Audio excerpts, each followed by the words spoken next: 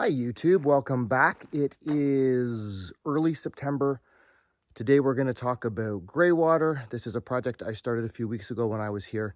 I'm not going to quite finish it this weekend, but I kind of wanted to show you guys what I'm doing and how I'm doing it. So let's check it out. So Bailey and Krista have gone off ATVing and I'm a little jealous that I'm back here doing chores. But chores have to get done. They're going to have some fun. We were on the trail yesterday quite a bit and we had a lot of fun trying to get the last little bit of summer in here. It is getting cool at night. Last weekend was very cold. This weekend, not so much. It's still very warm during the daytime though. So it's very fun to be here still. So now that we have running water in the cabin, we are pumping in from our tote into our sink. One of the things that becomes really complicated is how do you get that water that's coming in back out? So currently I have a bucket under the sink. I'm using one of those big Home Depot buckets that collects the water, and then every once in a while I will bring it out and dump it in the woods. This obviously isn't ideal, so we want to install a gray water tank that water can just go down through the floor and out. I don't have to worry about the bucket. So gray water is any water that's coming out of your cabin or RV that isn't sewage. So it's water from the sink and things like that. Since we don't have a bathroom in the cabin, everything coming out is gray water. So what you can do with gray water is you can just basically put a large tank under the ground, run that water, and it will dissipate. In my case, I just found this barrel on Facebook Marketplace for like 20 bucks from a guy who lives locally. And I'm gonna bury that in the ground, and then I'm gonna plumb from the cabin sink into there, and that will eliminate my need for the bucket.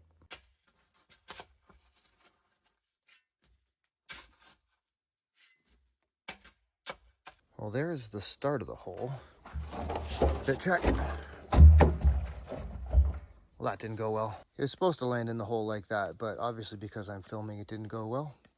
Looks like I've got the right size. I need to go down about another foot. Okay, hole is dug. I'm left the tank. Basically, the top of it is just going to be parallel with the ground. I could dig it down a little more, but I'm into clay now and it's hard digging. And I think I'm just going to leave it where it is because it probably doesn't matter. If I ever have to dig it up, I won't have to dig it down as far. Before I put the tank in the ground, I'm going to drill a bunch of holes in it so that the water can disperse slowly as it sets in. Should settle into the gravel I've put down and then just seep into the clay. It doesn't matter if this fills up a little bit as it goes. We don't run a lot of water here, so it should work pretty well. I'm going to line the bed of it with some gravel that I had at home that I brought with me.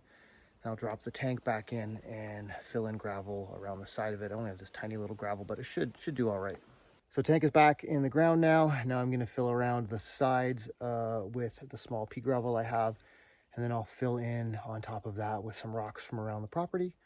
And then I'll backfill on top of that with the clay. And then hopefully we'll get good drainage.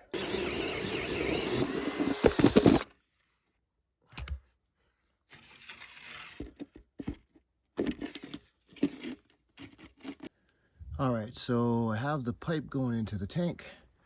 Comes out in the trench to underneath the cabin.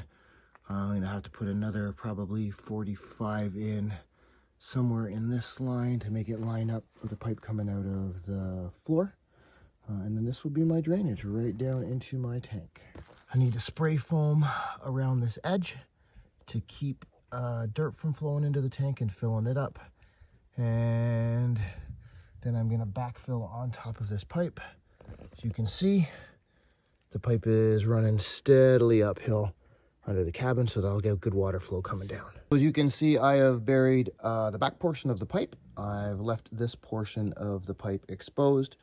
I'm not gonna actually cement this connection, this 45 that I'm looking at right now, until I know exactly where this pipe is gonna fit up through the floor of the cabin.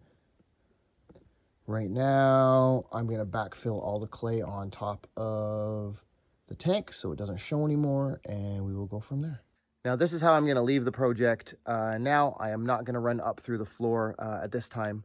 The reason I'm not doing that is about a month from now, I'm coming back. I'm gonna put walls, interior tongue and groove panels on the inside of the cabin walls. So I have to take all the cabinets out to do that, and I don't wanna have to take them out twice. And I'm not exactly sure where I'm gonna have that pipe based on where that wall sits and if I have to move around the cabinets a little bit. So I'm gonna wait. So I'm gonna leave it at this for now, but it is basically ready to go. I got a few more weeks of using the bucket under the sink, and then we will be into our gray water tank. And there's the finished result. You're not even going to see the tank when it's done, but it'll be close enough to the top that if I ever do need to dig it out, it'll be nice and easy to get at. It's only buried under about an inch of the soil and clay. So again, this is super easy to do. Anybody can do it. The hardest part is digging the hole. If you have any questions, just leave them in the comments for me and I'd be happy to answer as quickly as I can. That's it for today, guys. Thank you so much for watching. If you're interested, I'm going to leave a link around the screen here to some of our other videos. I'll be back in a few weeks to make another video and show you guys some of the other stuff we're working on. Bye for now, guys. Thanks for watching.